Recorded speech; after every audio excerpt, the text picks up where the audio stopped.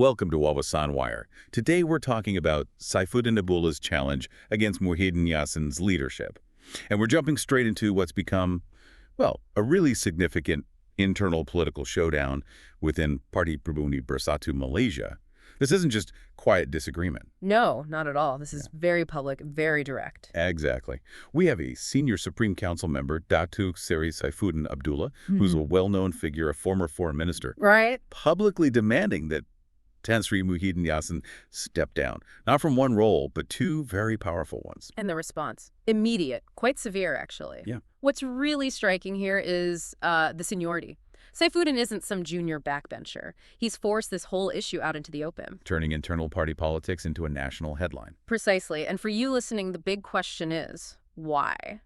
Why would an experienced politician like him risk, well, potentially everything by going public like this? Knowing the party machinery would likely react strongly. Exactly. It suggests either, a real sense of urgency, maybe desperation, or perhaps a belief that he has significant backing behind the scenes. Let's look at the demands themselves, because they weren't minor, were they? Not in the slightest. He specifically called for Muhyiddin to give up the presidency of Parti Pribumi Bersatu Malaysia and the chairmanship of Perikatan Nasional, the coalition. That's the key, isn't it? Both positions. That targets Muhyiddin's entire power base. It's not just about leading the party. No, it's about leading the entire opposition coalition as well. If he only targeted the Bersatu presidency, Muhyiddin could still wield considerable influence through Perikatan Nasional. So demanding both was meant to remove him from the strategic picture completely. It suggests the critics see the issue as being right at the very top, affecting both the party and the coalition's direction. And the reason Saifuddin gave for this demand, the catalyst he used, is also quite pointed. Very much so. It wasn't framed purely as a political or strategic disagreement. No, he tied it directly to public accountability, didn't he? Yes, specifically referencing the ongoing controversy around Muhyiddin's son-in-law, Dato Seri Muhammad Adlan.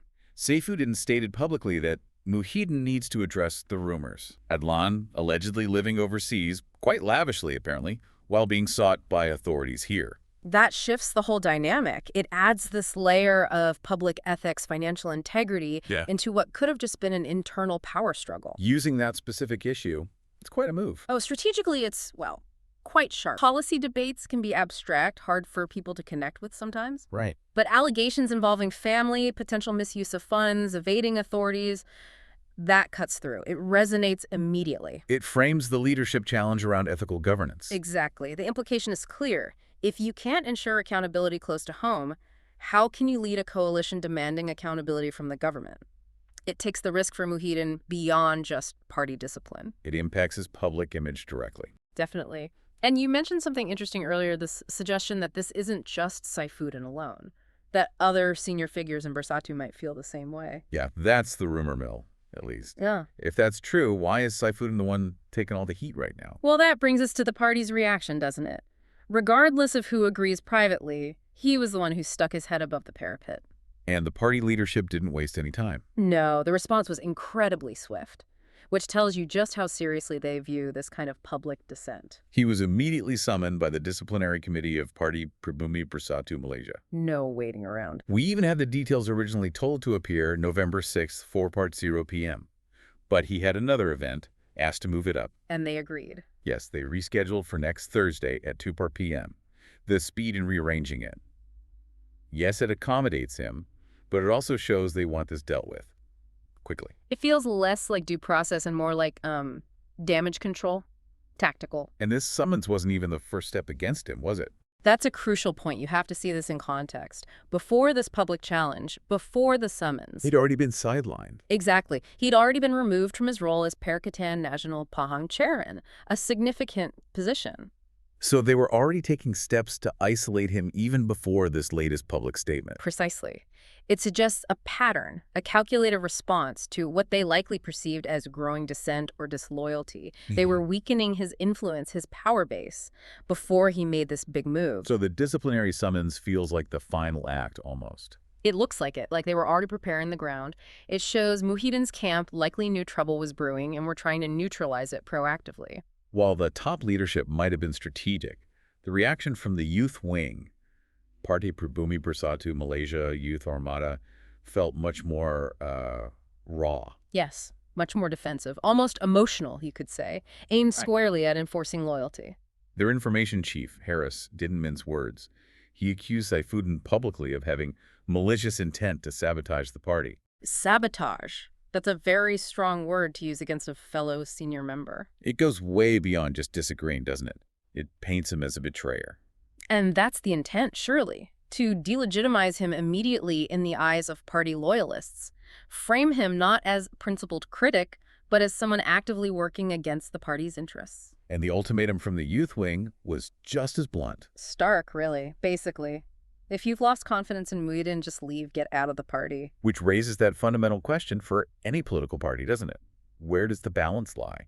Between loyalty to the leader and the space for internal debate or accountability. Yeah.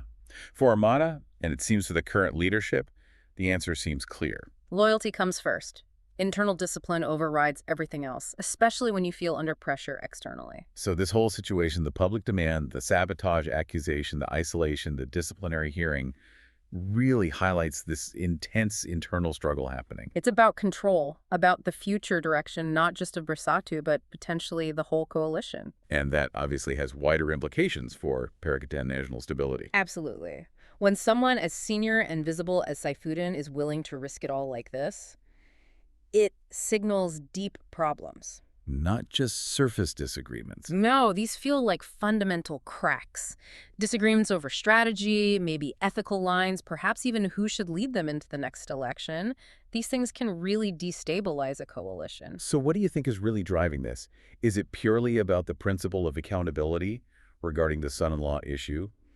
Or is it more of a calculated power play by a faction wanting change at the top? It's often hard to untangle those things completely, isn't it? It could very well be a mix of both. Principle can be a powerful motivator, but it can also be a very useful tool in a political fight. The timing is certainly interesting. Always. But looking forward, that disciplinary meeting next Thursday is huge. Not just for Saifuddin personally. No, it's a test case, really. His fate will signal how much dissent, if any, the current leadership is willing to tolerate, if he's punished severely. It sends a message to everyone else.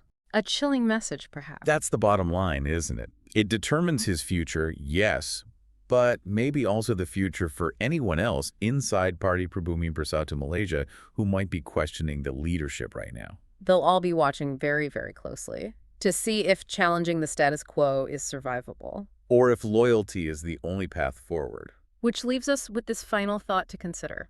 If, as suggested, other leaders do privately agree with Saifuddin's calls for accountability, is this disciplinary action really just about punishing one individual? Or is it something more? Or is it a very public, very deliberate warning shot, a way to tell everyone else thinking of challenging Muhyiddin, don't even try it? This meeting isn't just about Saifuddin, it's about setting the boundaries for everyone else. Remember to like and subscribe for more videos like this.